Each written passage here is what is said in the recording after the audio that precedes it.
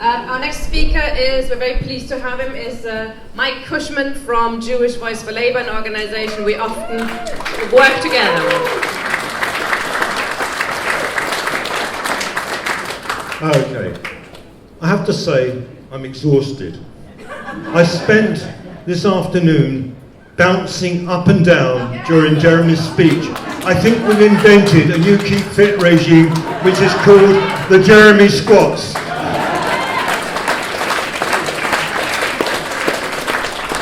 I feel a bit of a fraud here. I've not been suspended or expelled from the Labour Party, unlike my comrade. I was actually investigated, and I insisted the party tell me why they were investigating me. Eventually, I dragged out of them a 49-page dossier of my blog posts, my Facebook posts, my tweets. I wrote back to them and said I was very grateful because I'd never had time to compile this before. But I did point out to them there was no narrative, there was no word of explanation why a single thing I had written or said was anti-Semitic. And I pressurised, but in the end they gave up. I don't know why, but I was very relieved, because it meant I had the continued right to waste Thursday evenings in branch meetings and GCs. Oh, you know, so much looking forward. But seriously, the IHRA document does not make me, as a British Jew, any safer. It barely mentions people like me in its obsession with Israel. Definitions of anti-Semitism have to be about the experience of Jews, not about the actions of a foreign country.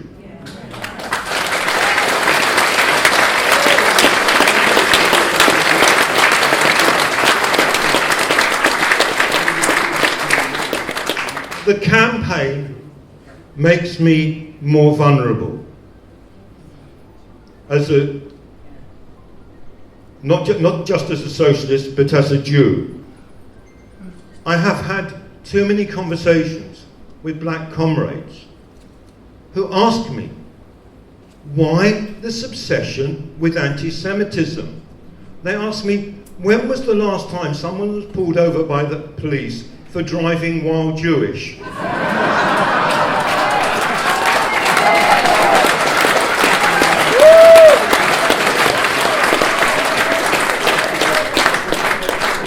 But it's worth it, but there's a problem, because they see the privileged position that anything suffered by a Jew gets compared with the daily, weekly, hourly, what they experience as black, as Asian, as members of other minority ethnic communities. And the problem is, there's only a small step from that to anti-Semitism. Why are the Jews getting special treatment? And that is really dangerous. And that is the tiger that's being let out. You know, when did being Jewish stop you being a CLP chair, stop you being a councillor, stop you being an MP? I disagree with Ken when he says he's never seen racism in the Labour Party except once. I have seen anti-black racism, I have seen homophobia, I have seen misogyny too many times in my years in the party. What I've not seen is anti-Semitism. Oh, sorry, that's not true. Because I've been saying that quite gleefully, but then Angela Smith called out Jeremy Corbyn for attending the wrong sort of Seder in the most appalling anti-Semitic comment about saying these people were the wrong sort of Jews. They weren't Jews who fitted into her stereotype. And not fitting into a stereotype is actually one of the characteristics of racist commentary. So yes, I have seen racism, and it came from people like Angela Smith.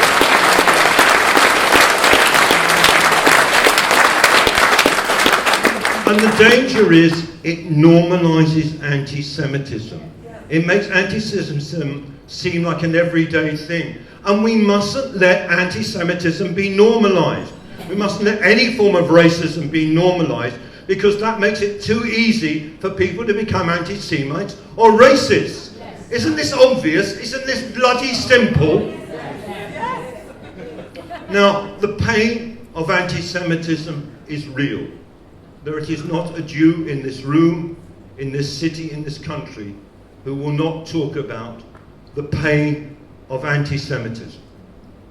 But I have to tell you, the pain of being called an anti-Semite, particularly when you're Jewish and when it's totally unwarranted, is an equal level of pain. And they feel they have absolute liberty to use these insults, to call me a capo, to call me a self-hating Jew.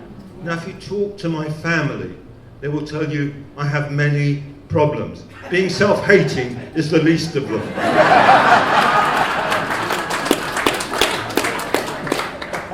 But they also try to deny my right to be Jewish. Now, I'm not religious, I'm an atheist, but I'm a Jewish atheist, and that's different to Catholic atheist or Hindu atheist. I was brought up in a Jewish culture. I see the world through a Jewish lens.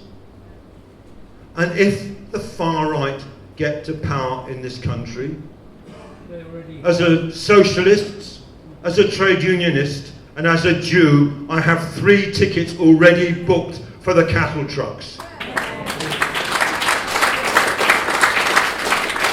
Now, let's be clear. In JVL, we often get asked for help from people who are being accused of anti-Semitism by the Labour Party. I have to say that in a very few cases, they include in their letters Facebook posts, tweets that I think are totally indefensible, and we tell them, we are not going to bat for you. You've made your bed, you lie in it. We get very many where there is no reasonable way, actually there's no unreasonable way to see the comments as anti-Semitic. You have to be an anti-Semite to describe these as anti-Semitic, because it's about saying, talking about Israel is talking about Jews, therefore you're an anti-Semite. Now, only an anti-Semite makes that equation.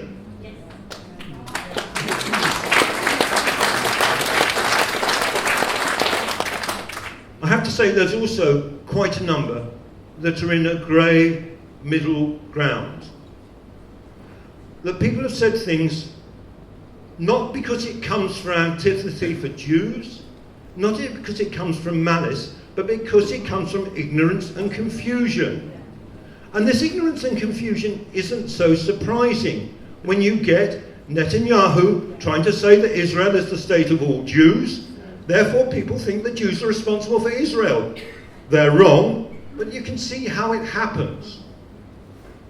Or when people say that Zionism is equivalent to Judaism, and so if you criticize Zionism, you're criticizing Judaism. Of course not. Now, people get this wrong, but it's not a case for disciplinary sanction, it's a case for education, to help people understand a very complex issue.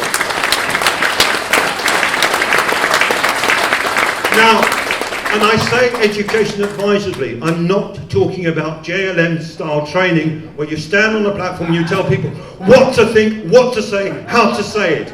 It's a process of education which helps people understand their world better. But it's not going away.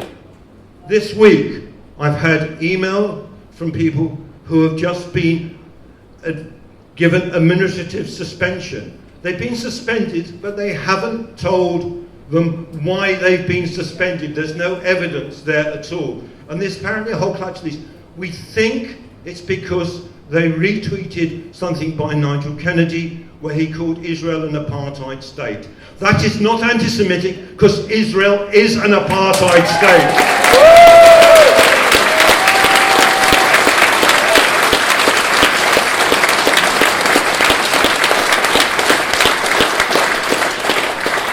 I may be wrong if I say that. You're entitled to say I'm wrong. You're entitled to say it's not an apartheid state. Well, you're wrong. You're entitled to say that. But that's not the same thing as saying I have no right to say it.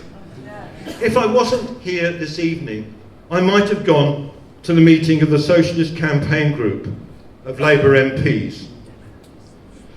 They're having a meeting for a socialist Labour government and hanging Chris Williamson out to dry.